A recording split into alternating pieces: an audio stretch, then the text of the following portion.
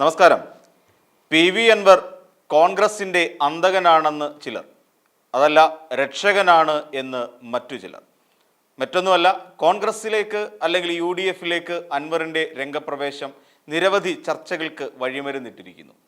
അതിലേറെ പ്രാധാന്യമുള്ള ഒന്ന് രണ്ട് അഭിപ്രായ പ്രകടനങ്ങളാണ് നമ്മളിന്ന് വിലയിരുത്തുന്നത്.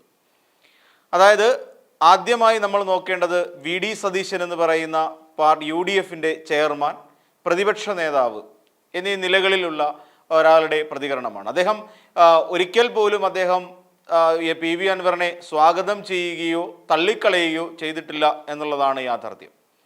PV അൻവർ പറഞ്ഞതുകൊണ്ട്, അതായത് താൻ മാപ്പ് പറയുന്നു, P ശശി ആയിരുന്നു തനിക്ക് ഇത്തരത്തിലുള്ള കാര്യങ്ങൾ എഴുതി തന്നത്, അതായത് VD സതീശനെതിരായി ഇങ്ങനെ ഒരു ആരോപണം നിയമസഭയിൽ ഉന്നയിക്കണമെന്നാവശ്യപ്പെട്ടുകൊണ്ട് മുഖ്യമന്ത്രിയുടെ ഉപദേഷ്ടാവ് P ശശിയാണ് ഇത്തരത്തിലൊരു ആരോപണം, അതായത് 150 കോടി രൂപ VD സതീശൻ അങ്ങ് മൈസൂരുവിൽ നിന്ന് അല്ലെങ്കിൽ ബംഗളൂരുവിൽ നിന്ന് ഇവിടേക്ക് കൊണ്ടുവന്നു, മീൻ വണ്ടിയിൽ കൊണ്ടുവന്നു എന്നുള്ളൊരു ആരോപണം എഴുതി തന്നത് എന്ന് പറഞ്ഞ് തടി തപ്പുകയാണ് PV അൻവർ ചെയ്യുന്നത്. അതിൽ നിരുപാധികം VD സതീശനോട് മാപ്പിരന്നു PV അൻവർ, നമുക്കറിയാം.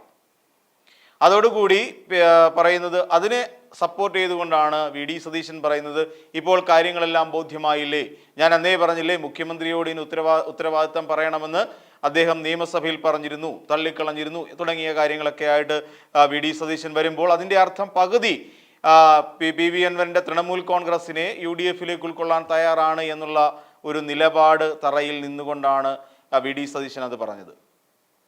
K മുരളീധരൻ പക്ഷേ അങ്ങനെയല്ല. K മുരളീധരൻ ഇദ്ദേഹത്തെ ഉൾക്കൊള്ളുന്നില്ല എന്നുള്ളതാണ് അദ്ദേഹത്തിൻ്റെ ചില വാക്കുകളിൽ നിന്ന് മനസ്സിലാക്കാൻ കഴിയുന്നത്.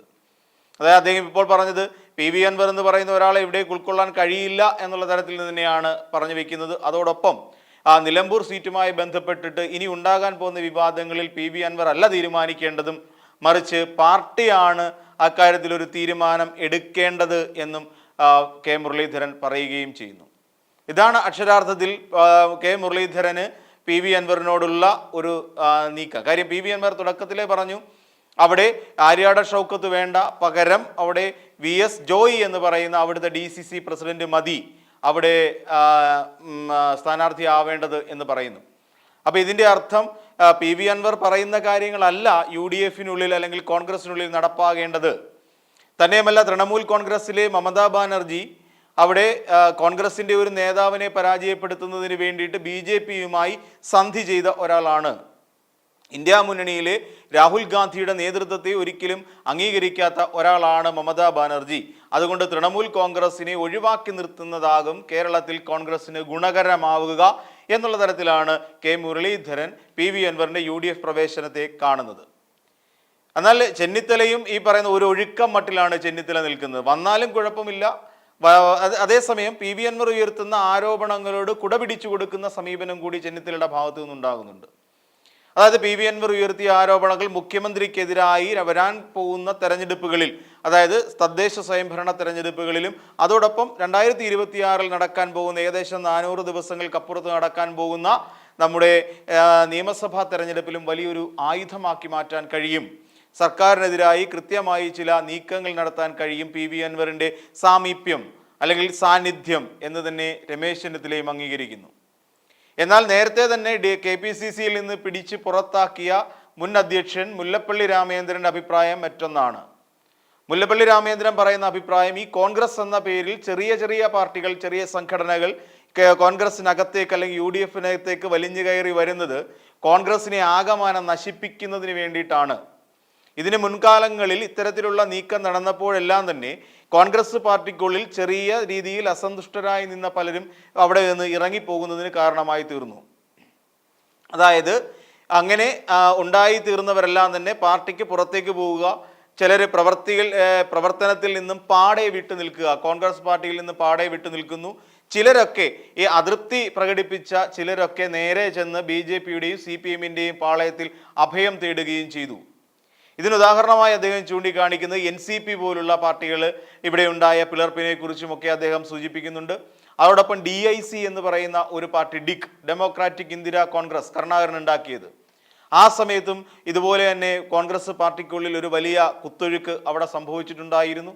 അപ്പോൾ ഇതിനെല്ലാം ചൂണ്ടിക്കാണിച്ചുകൊണ്ടാണ് മുല്ലപ്പള്ളി രാമചന്ദ്രൻ PV അൻവറിനോട് നോ പറയാനുള്ള ഒരുക്കം നടത്തുന്നത്. മുല്ലപ്പള്ളി രാമചന്ദ്രൻ പറയുന്നത് ഇത് ശരിയാവില്ല, ഇത് ഇങ്ങനെ വന്നു കഴിയുമ്പോൾ ഇത് പാർട്ടിക്ക് ഒരിക്കലും ഗുണകരമല്ല, പാർട്ടിയുടെ നന്മ ഉദ്ദേശിക്കുന്ന നിരവധി പ്രവർത്തകർ പുറത്തേക്ക് പോകുന്നതിനുള്ള സാധ്യത കൂടുതലാണ് എന്ന രീതിയിൽ നിരവധി കാര്യങ്ങളാണ് ഇവിടെ വരുന്നത്. PV അൻവർ പൊതുവിൽ നമ്മൾ ചിന്തിച്ചു നോക്കിക്കഴിഞ്ഞാൽ ആ നിലപാട് തന്നെയാണ്. PV അൻവർ എന്ന് പറയുന്ന നേതാവ് അല്ലെങ്കിൽ മുൻ MLA, അദ്ദേഹം നിന്ന പാർട്ടിയിൽ ഇടതുപക്ഷത്ത് നിന്നുകൊണ്ട് PV അൻവർ നിലമ്പൂരിൽ നിന്ന് ജയിച്ച് MLA ആകുന്നു. തുടർന്ന് അദ്ദേഹം നടത്തിയ സമീപനങ്ങൾ എന്തൊക്കെയാണ് എന്നുള്ളത് കോൺഗ്രസിന് മുന്നിൽ പോലും ഒരു പാഠമായി നിലനിൽക്കേണ്ട ഒന്നാണ്.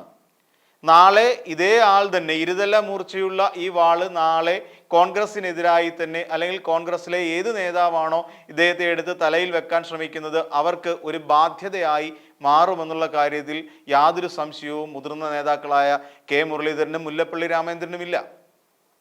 കാരണം ഇവര് നാളെ ഈ പറയുന്ന PV അൻവർ ഇതുപോലെ തന്നെയുള്ള ആരോപണങ്ങളുമായി മുന്നോട്ട് വരില്ല എന്നാര് കണ്ടു?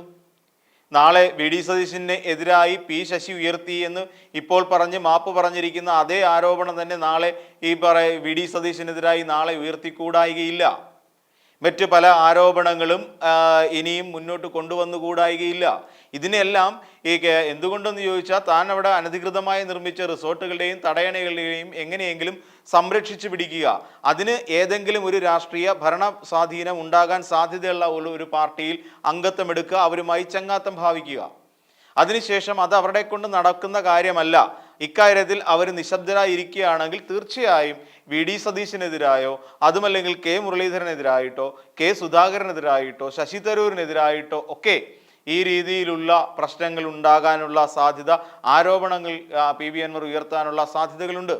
അസ്ഥിരപ്പെടുത്താൻ കഴിയുമെന്നുള്ളതാണ് ഏറ്റവും വലിയ പ്രത്യേകത. ഞാഞ്ഞൂല് കടിച്ചാൽ വിഷമില്ല എങ്കിൽ പോലും അത്താഴം മുടങ്ങുമല്ലോ. അങ്ങനെ അത്താഴം മുടക്കാനുള്ള ശേഷി ഈ PV അൻവറിനുണ്ട്. PV അൻവർ അതിനനുസരിച്ച് മാധ്യമങ്ങളെ ഒരു കാലത്ത് മാപ്രയെന്ന് വിളിച്ച് ഇവിടെ കളിയാക്കിക്കൊണ്ട് ഇവിടെ മാധ്യമങ്ങളെ അടക്കം ആക്ഷേപിച്ച് നടന്ന ഒരു PV അൻവറിനെ നമുക്കറിയാം. അപ്പോൾ ഈ PV അൻവർ ഇത്തരം മാധ്യമങ്ങളെ കൂട്ടുപിടിച്ചുകൊണ്ടാണ് തൻ്റെ ആരോപണങ്ങൾ ജനങ്ങൾക്ക് മുന്നിലേക്ക് എത്തിച്ചത് എന്ന് നമുക്കറിയാം. പലതും അടിസ്ഥാനരഹിതമായ ആരോപണങ്ങളായിരുന്നു. അതൊരിക്കലും PV അൻവറിന് തെളിയിക്കാൻ കഴിഞ്ഞിട്ടുമില്ല. തെളിയിക്കാൻ വേണ്ടി ശ്രമിച്ചത് നമുക്കറിയാം. കുറേയധികം മലപ്പുറത്ത് സ്വർണം കടത്തുന്ന ആളുകളെ വീട്ടിൽ വിളിച്ചു കൊണ്ടുവന്നിരുന്ന് അവരുടെ മുന്നിൽ ഇരുന്നു കൊണ്ട് അവരുടെ കാര്യങ്ങൾ, അവർ പറയുന്ന അവരുടെ ഭാഗം മാത്രം വീഡിയോയിൽ ചിത്രീകരിച്ചുകൊണ്ട് അത് ജനങ്ങളുടെ മുമ്പിൽ ഒരു ഓഡിയോ വിഷ്വൽ എന്നുള്ള നിലയിൽ പ്രചരിപ്പിക്കുക മാത്രമാണ് അന്ന് PV അൻവർ ചെയ്തത്. കൃത്യമായി പറഞ്ഞാൽ തെളിവുകളുടെ അഭാവം PV അൻവർ ഉയർത്തിയ എല്ലാ ആരോപണങ്ങളുടെ പിന്നിലുമുണ്ട്. ഈ VD സതീശനെതിരായി ഉയർത്തിയ ആരോപണങ്ങൾക്ക് പിന്നിലും തെളിവുകൾ ഉണ്ടായിരുന്നില്ല. ഒരു തെളിവുമില്ല, നിയമസഭയിൽ വന്നിരുന്നുകൊണ്ട് പറയുകയാണ് ഉണ്ടായത്. അപ്പോൾ നാളെയും ഈ രീതിയിലുള്ള ആരോപണങ്ങൾ UDFിലെ നേതാക്കന്മാർക്കെതിരെയും മന്ത്രിമാർക്കെതിരെയും അവരുടെ ഉപദേഷ്ടാക്കൾക്ക് എതിരെയും ഉയർത്താനുള്ള എല്ലാ സാധ്യതകളും PV അൻവർ എന്ന് പറയുന്ന നേതാവിൽ നിക്ഷിപ്തമായ കർത്തവ്യമായി അദ്ദേഹം കരുതി പോരുകയും ചെയ്യുന്നുണ്ട്. അതോടൊപ്പം PV അൻവർ എന്ന് പറയുന്ന നേതാവ് ഇനി വരും കാലങ്ങളിൽ ഏതൊരവസ്ഥയിലായിരിക്കും കേരള സമൂഹത്തിൽ ഉണ്ടാവുക എന്നും നമുക്ക് അറിയാൻ കഴിയില്ല.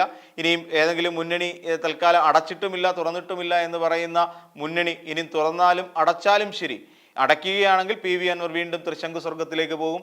ഇനി അല്ല എന്നുണ്ടെങ്കിൽ PV അൻവർ UDFിന് തന്നെ ഒരു വലിയ വിപത്തായി മാറുകയും ചെയ്യും.